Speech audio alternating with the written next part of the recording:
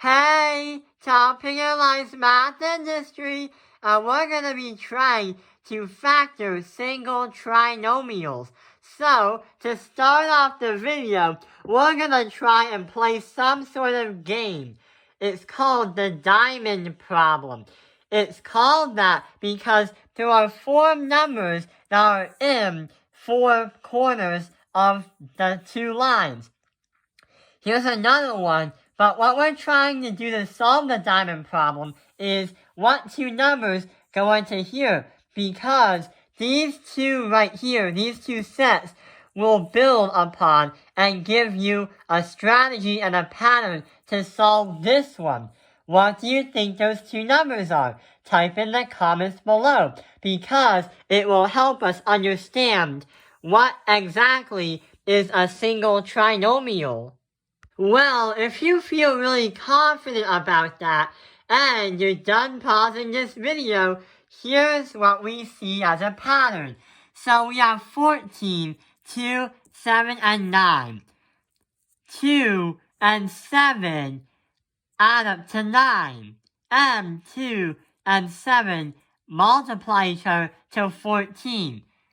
On the second one, we can see that 10 and negative 5 multiply to negative 50, and 10 and minus that by 5 is added into 5. So that means that 10 and a mystery number 1 must be 120, and that mystery number added that by 10 should be equal to another mystery number. So, what we're going to put in mystery number 1 is 10 times 12 is going to equal 120. And 10 plus 12 is going to equal 22. If you got those numbers, you are correct. So, the pattern, what is happening right here, is if you want to go up, you do the left number. So, you have the first number, n1, multiply that by n2 is going to equal your product. If you go to the bottom, you're going to have n1, add that by n2 is going to equal the number you get for addition. So every time you multiply these 2 numbers, you go up. When you add the 2 numbers, you go down. So these are the correct answers. The diamond problem is actually a strategy we're going to use to solve a single trinomial in terms of trying to factor it. Here's an example. With the diamond problem, we can actually prove that 2 binomials being multiplied together will become a trinomial, because if we try and add or multiply x minus that by 5 in parentheses, we multiply that by x plus 12. We already know that this can become a trinomial. Here's an example. So x times x is x squared. X times 12 is 12x. On the bottom, we have negative 5 times x is negative 5x. And negative 5 times 12. That's going to become a negative 60. When you combine like terms and you simplify and get to its standard form, you get an answer as x squared plus 7x minus that by 60. And this is called a trinomial, a quadratic trinomial, because we have a square as an exponent, and there are 1, 2, 3 objects on the field. So every time you have single variables and 2 binomials, you will always get a trinomial. This is what happens when binomials try to become more powerful, or they want to become more powerful. They become a much larger equation.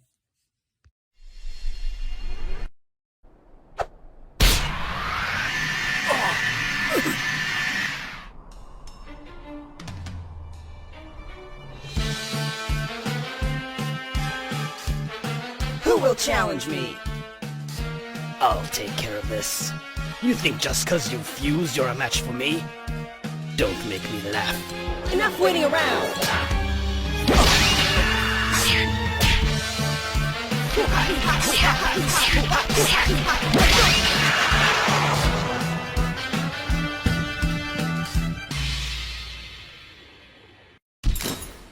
So since our expression is a trinomial, what we have to do now is factor a trinomial.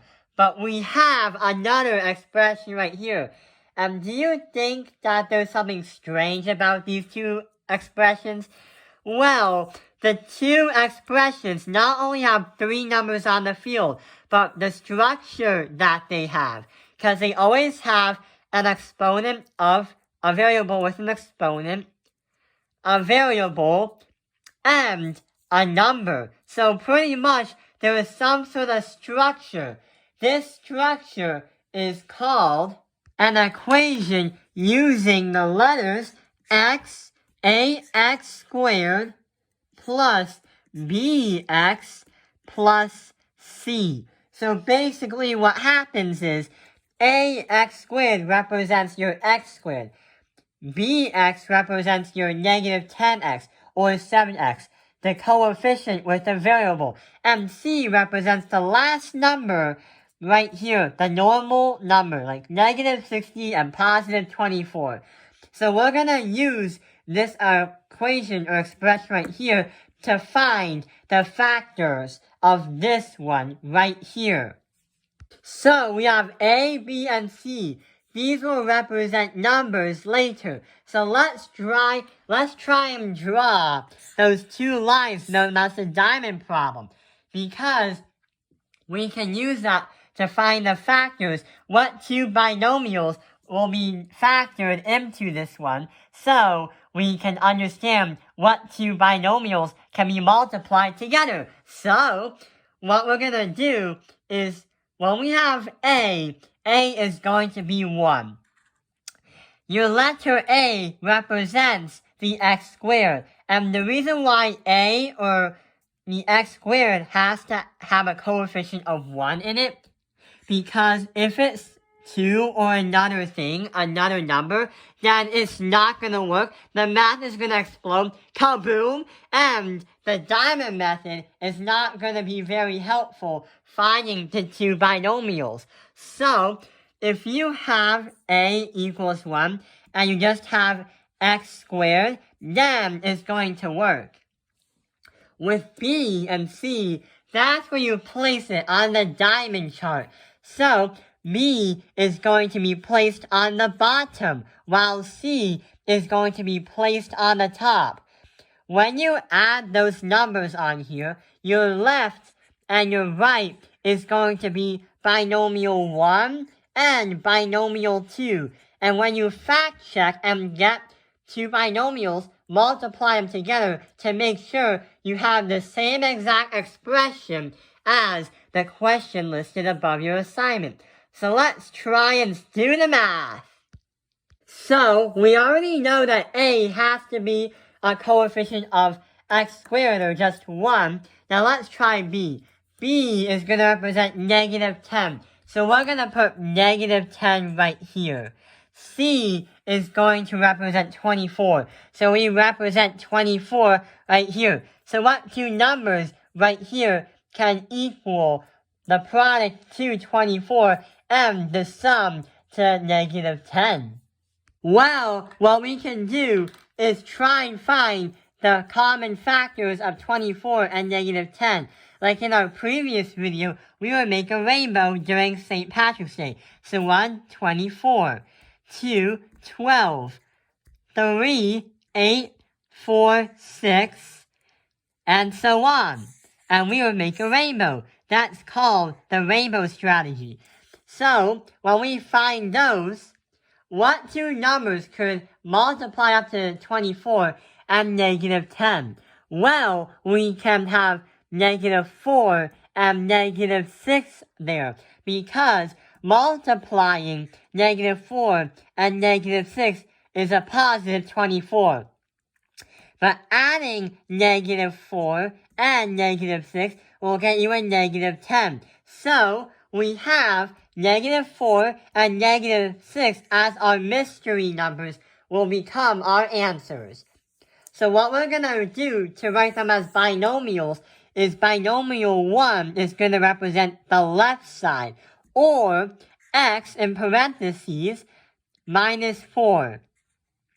And binomial number 2, or the right side of the picture, or the two lines, the right side is going to be parentheses x -6.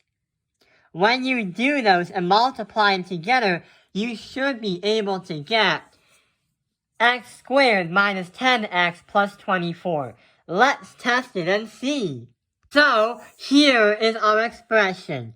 X multiplied by x is going to be x squared. X multiplied by -6 is going to become -6x. -4 multiplied that by x is going to be -4x. And -4 multiplied that by -6 is going to be a positive 24. When you combine like terms, you get a standard expression as x squared minus that by 10x plus 24.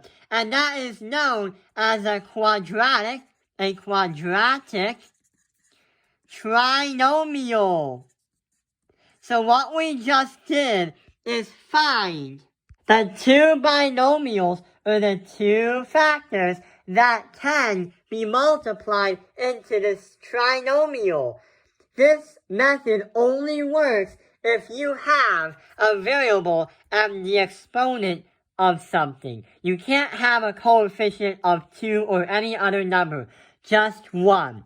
And that is how you find the factors of a single trinomial. Singles, because your x squared must have a 1 x squared, or just x squared.